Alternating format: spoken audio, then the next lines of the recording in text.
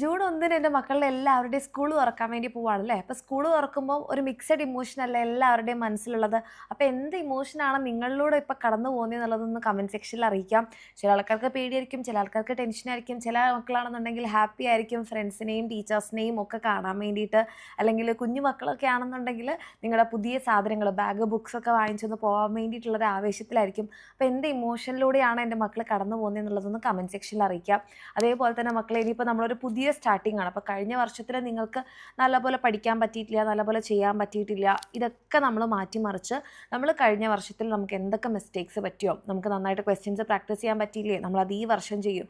നമുക്ക് നന്നായിട്ട് പഠിക്കാൻ പറ്റില്ല, നമ്മൾ ഈ വർഷം ചെയ്യും. നമ്മൾ നന്നായിട്ട് നോട്ട് എഴുതാൻ പറ്റില്ല, നമ്മൾ ഈ വർഷം ചെയ്യും. അങ്ങനെ നമുക്ക് കഴിഞ്ഞ വർഷം ചെയ്യാൻ പറ്റാത്തതെല്ലാം നമ്മൾ ഈ വർഷം അടിപൊളിയായിട്ട് ചെയ്യാൻ വേണ്ടി പോവുകയാണ്. അപ്പോൾ അതിന് നിങ്ങളെ ഹെൽപ്പ് ചെയ്യാൻ നമ്മുടെ എക്സാമിനർ നിങ്ങളുടെ കൂടെ തന്നെയുണ്ട്. അപ്പോൾ നിങ്ങൾക്ക് അതൊക്കെ കഴിഞ്ഞ വർഷത്തിനേക്കാൾ അടിപൊളിയായിട്ട് കുറച്ചുകൂടി സ്മൂത്തായിട്ട് കുറച്ചുകൂടി നല്ല രീതിയിൽ ചെയ്യണമെന്ന് ആഗ്രഹം ഉണ്ടെങ്കിൽ നമ്മുടെ എക്സാമിനറുടെ ബാച്ചസിൽ നിങ്ങൾക്ക് ജോയിൻ ചെയ്യാം.